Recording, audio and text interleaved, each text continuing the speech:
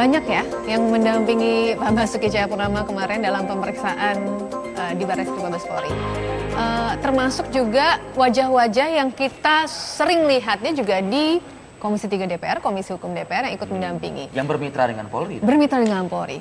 Pertanyaannya, masih bersama dengan Prof. Mahfud. Ini gimana publik mau percaya begitu ya Pak Mahfud, bahwa kasus yang melibatkan Basuki Cahayapurnama, tadi polisi minta tidak direcokin begitu kan. Tapi ternyata kemudian yang mendampingi adalah orang-orang yang memang tergabung dalam tim sukses, tapi juga merupakan gabung dalam Komisi Hukum DPR, mitra polisian juga. Iya, itulah. Maka saya katakan berat juga sekarang beban psikologis paling tidak ya Polri itu. Karena dia dihadapkan pada situasi di mana secara struktural misalnya dia kan tidak enak kalau menolak anggota DPR datang ke situ. Tidak enak, Prof. Iya kan? Tapi punya kewenangan untuk DPR, gitu. Nggak enak. Harusnya dia punya tetap kewenangan. melihat. Oh iya, Iya kalau saya polisinya saya tolak meskipun dia anggota DPR atau siapa, ini Anda tidak proporsional. Diatur nggak sih, Prof, di dalam? Nah itulah, di dalam apa namanya hukum itu tidak ada larangan orang dampingi itu. Tapi kan hukum itu hanya kristalisasi, formalisasi dari etik. Kalau di dalam kode etik mestinya tidak boleh melakukan tindakan-tindakan yang akan mempengaruhi institusi lain, membuat image buruk terhadap polisi maupun dirinya. Itu kan sudah pelanggaran sebenarnya secara etik. Oleh sebab itu seharusnya ya anggota DPR tidak usah ke situ. Tetapi ya kita harus ini juga, ini persoalannya memang sudah panas, sehingga kalau kita mempersoalkan seperti Trimedia Junimat gitu, kita juga kan boleh mempersoalkan Fadlizon dan yang melakukan hal yang sama, meskipun bentuknya berbeda, tapi tujuannya sama kan, ini memihak gitu. Nah seharusnya mereka ini menahan diri ya, seharusnya menahan diri, percarakan itu pada proses dan jangan membuat situasi panas gitu ya. Jadi dua-duanya ini memang sudah ini. Saya kalau dari sisi mungkin orang bisa memarah-marahi Polri ini kok tidak netral gitu, bisa saja ya. Kok Ahok seperti dilindungi, Ahok diberi hati, tampaknya iya, tetapi harus juga dilihat betapa banyak pencaci maki Ahok itu yang juga oleh polisi tidak diapa-apakan juga. Iya kan? Iya. Artinya kita maklum polisi itu dalam situasi terjepit. Oleh sebab itu harus kita dukung bersama-sama agar dia lurus lah. Apapun hasilnya nanti. Tidak hanya Ahok, presiden pun juga dicaci maki. Iya betul, iya kan? Itu kan seharusnya pada ditangkap juga kalau undang-undang ITE kan. Orang bicara begitu, misalnya presiden bodoh dan macam-macam gitu kan. Misalnya Prof ya, itu kan tidak baik gitu ya. Dan polisi juga ternyata tidak menindak itu, sehingga kalau melihat di sana banyak juga tuh yang mencaci maki secara sopan tapi tidak diapa-apain oleh polisi. Berarti polisi bukan hanya melindungi Ahok, juga menghitung kapasitas dia untuk menindak sesuatu dan segala akibat yang timbul dari itu. Nah oleh sebab itu mari kita dukung sama-sama penyelesaian ini secara hukum, murni hukum. Dan saya berharap ya polisi ya jangan melakukan langkah atau pernyataan apapun yang akan menyebabkan polisi itu dibilang kalah pada tekanan publik. Misalnya dia menetapkan Ahok tersangka lalu kesannya takut sama publik. Tapi jangan juga menimbulkan kesan itu kan dilindungi gitu ya. Karena pesanan dari atasnya polisi itu sudah memihak sejak Simalakama ya, Bro? Iya, Simalakama memang. Oleh sebab itu polisi harus betul-betul hati-hati dalam menyelesaikan ini. Tetapi apapun ini harus selesai kan. Tanggal 18 kan harus final. Iya, betul juga. Prof sudah mengatakan harus hati-hati. Berangkat dari pemeriksaan yang tadi ada di dalam kabar yang baru saja kami putar, artinya ada anggota DPR, DPRD yang merasa mengklaim ya kami tim sukses, tim sukses. Ini hati-hati nggak nih jadinya nih? Yang tidak hati-hati kan bukan polisinya kalau itu, yang ikut-ikut begitu, sebenarnya ikut mempersulit situasi Polri itu, para pengacara itu. Saya katakan. Jadi ini pressure. Iya, saya itu termasuk show of force lah, termasuk mungkin pressure juga kepada Polri. Jangan sampai diapakan. Kira-kira pesannya kan begitu. Nah, ini situasinya sudah sangat rumit. Saya agak ngeri juga kalau ini terus berkelanjutan. Kita ini nanti tidak enak tidur sebagai bangsa kalau rusuh seperti Suriah atau apa ya. Mau ke pasar tidak berani, mau ke sekolah tidak bisa, mau berdagang tidak bisa, kan semakin rusak. apakah kita tidak sebaiknya ini mari kita cari jalan penyelesaian yang sebaik-baiknya untuk kemudian selesai urusan ini, lalu kita bekerja lagi nih sebagai bangsa. Karena kalau mencari menang kalah juga agak susah ya, menang kalah dalam pengertian pertarungan. Kalau pemilihan sih ukurannya kan pemilihan, tapi menang kalah dalam kasus ini bukan benar salah, ini akan menjadi sulit. Bagaimana kalau kita sekarang mencari benar dan salahnya, bukan menang dan kalahnya gitu. Gitu aja sebenarnya. Prof, gimana kemudian memberikan jawaban atau mencari jawaban kalau pihak-pihak yang menemani Basuki Cahayapurnama kemarin itu melepaskan jabatannya, melepaskan jaketnya dari institusi DPR, taruhlah Komisi Hukum.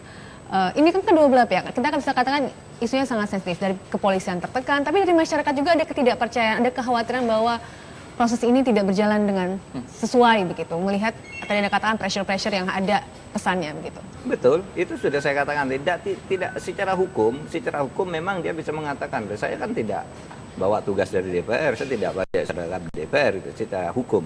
Tapi secara etik, secara moral itu kan tetap orang menganggap, oh ini pressure nih, menggunakan kedudukannya ini kan begitu. Karena apa? Karena akibatnya nanti kalau dia di situ terus merasa diremehkan oleh polisi, misalnya tidak boleh datang, tidak ini, nanti dihadang di Komisi 3 lagi, dimaki-maki lagi kan. Panjang itu kan lagi. problem. Iya. Dan kalau sudah di Komisi 3 nanti yang lebih tinggi DPR daripada polisi. Politik Padahal, lagi ya berarti iya ya. Dong. Padahal kalau di dalam proses pemeriksaan seperti itu DPR itu sama aja dengan orang biasa, polisi bisa ngusir. Tetapi kan polisi juga berhitung nanti kalau RDP kalau rapat kerja, wah saya dihantam habis gitu, dia yang punya forum, dia yang punya mic gitu. Oleh sebab itu menurut saya anggota DPR itulah yang harus tahu diri, tidak usah ikut-ikut yang begitu, yang waras lah gitu. Tidak usah berpikir, wah di sana juga begitu, saya harus begitu. Kalau itu ya nggak selesai masalah. Anggota DPR yang harus tahu diri, termasuk juga mereka yang ikut di dalam berkoar-koar dalam aksi 4 November. Oh iya, tentu, ya termasuk Fadlizon, si Fahri, seharusnya Anda usah ikut-ikut gitu. Dia kan punya forum sendiri, yang namanya forum kenegaraan, ya. Kalau ini kan ini yang kemasyarakatan, biar aja berjalan kemasyarakatan dan sudah ada proses-proses atau jalur-jalur hukum yang tersedia kalau terjadi sesuatu. Nah, ya tapi kita maklum situasinya ini memang sudah begitu panas. Gitu. Oke. Terima kasih Prof. Mahfud MD atas waktu dan paparannya. Cukup kita menenangkan ya. Sekali lagi kita tetap tunggu, beri kepercayaan barangkali ya Prof ya kepada pihak kepolisian ya. Kepada polisi, dan polisi juga supaya sadar bahwa masyarakat menunggu profesionalitas dan profesionalisme betul-betul ditegakkan dalam kasus ini. Baik. Terima kasih Prof. Mahfud waktunya. Ketemu lagi. Baik, kami masih akan kembali pemirsa dengan sejumlah informasi lainnya. Kita harus jeda terlebih dahulu. Apakah Indonesia Pagi tetap akan kembali sesaat lagi. Partai Nasdem Surya Paloh berpesan kepada kader dan simpatisan Partai Nasdem agar mewaspadai gerakan yang berusaha mengalihkan semangat kebangsaan. Pesan ini disampaikan di Kota Batam saat melantik jajaran pengurus partai di Kepulauan Riau pada Minggu pagi. Kawasan pusat pertokoan Nagoya di pusat Kota Batam Minggu pagi berubah menjadi lautan manusia berwarna biru. Tidak kurang dari 70.000 kader dan simpatisan Partai Nasdem bersama warga Kota Batam berkumpul di lokasi ini untuk mengikuti prosesi pelantikan DPW dan DPD Partai Nasdem se-Kepulauan Riau. Pusat bisnis Kota Batam ini setiap hari Minggu pagi memang relatif sepi karena jeda aktivitas bisnis. Warga Kota Batam pun memanfaatkan kondisi ini untuk rekreasi. Aktivitas rekreasi warga yang berlangsung spontan itu tentu saja tidak terorganisir. Kali ini Partai Nasdem mengorganisir dengan menggelar jalan sehat untuk merayakan ulang tahun ke-5 Partai Nasdem dan menjadi bagian dari pelantikan pengurus Partai Nasdem Provinsi Kepulauan Riau. Kedatangan Surya Paloh di Batam disambut dengan tari persembahan yang dilanjutkan dengan prosesi tepung tawar. Ini merupakan adat istiadat Melayu yang digelar untuk menyambut tamu kehormatan. Prosesi pelantikan DPW dan 7 DPD atau kepengurusan tingkat kabupaten dan kota ditandai penyerahan pataka partai dari Ketua Umum kepada Ketua DPW Nurdin Basirun yang juga Gubernur Kepulauan Riau. Massa menyambut prosesi pelantikan ini dengan antusias. Surya Paloh merespon dengan mengajak massa berdialog tentang faktor-faktor yang menentukan kemajuan suatu bangsa.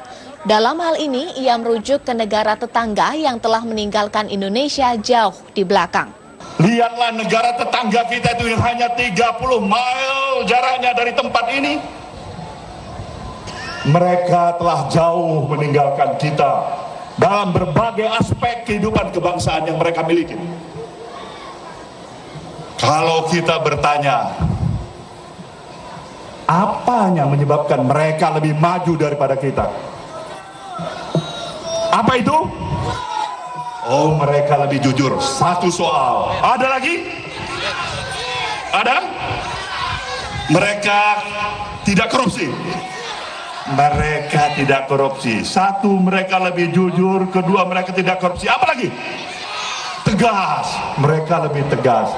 Jadi jujur, tidak korupsi, lebih tegas, dan tentunya lebih bekerja secara keras. Setuju? Tuhan Sang Maha Pencipta telah memberikan karunia yang luar biasa kepada kita sebagai satu bangsa. Kita diberikan kekuatan, kita diberikan semangat, kita diberikan seluruh yang barangkali tidak dimiliki oleh bangsa-bangsa lain. Melihat semangat anak-anak Kepulauan Riau ini, saya pikir kalau kita belum bisa lebih hebat dari negara tetangga kita tadi, ini adalah sesuatu yang perlu kita perjuangkan bersama. Kita harus memperjuangkan bersama. Maka untuk memperjuangkan bersama agar proses upaya mengejar kemajuan yang lebih hebat lagi dibandingkan dengan kemajuan bangsa-bangsa lain, kita harus mulai itu dari kesadaran yang ada pada diri kita, bahwa kita harus menempatkan akal sehat untuk bekerja sebagaimana mestinya. Dalam pesan-pesannya, Surya Paloh menegaskan Pancasila sebagai ideologi bangsa bersifat final. Untuk itu, ia mengajak para kader dan simpatisan Partai Nasdem agar mewaspadai manuver dari kalangan tertentu yang berusaha mengalihkan semangat kebangsaan. Marilah kita mewaspadai. Kita harus mewaspadai. Bahwasanya di tengah upaya kita membangun kehidupan kebangsaan yang kita miliki ini, ada upaya-upaya dari segelintir anak bangsa ini yang mencoba membalikkan suatu pemahaman dari arti semangat menggelorakan semangat nasionalisme kebangsaan itu ke arah menggelorakan semangat dalam pandangan dan aliran yang sempit. Maka kalau itu kita biarkan, kalau itu tidak kita hadapin dengan suatu spirit dan semangat kembali mempertahankan sistem nilai ideologi kebangsaan yang kita miliki, maka bumi pertiwi ini menangisin keberadaan kita sebagai anak-anak bangsa yang sayang pada bangsa dan negara kita cintai ini. Pelantikan DPW dan 7 DPD merupakan puncak konsolidasi Partai Nasdem di seluruh Provinsi Kepulauan Riau. Dari Kota Batam, Provinsi Kepulauan Riau, Tim Liputan Metro TV. Untuk mengembang misi partai, melakukan perubahan.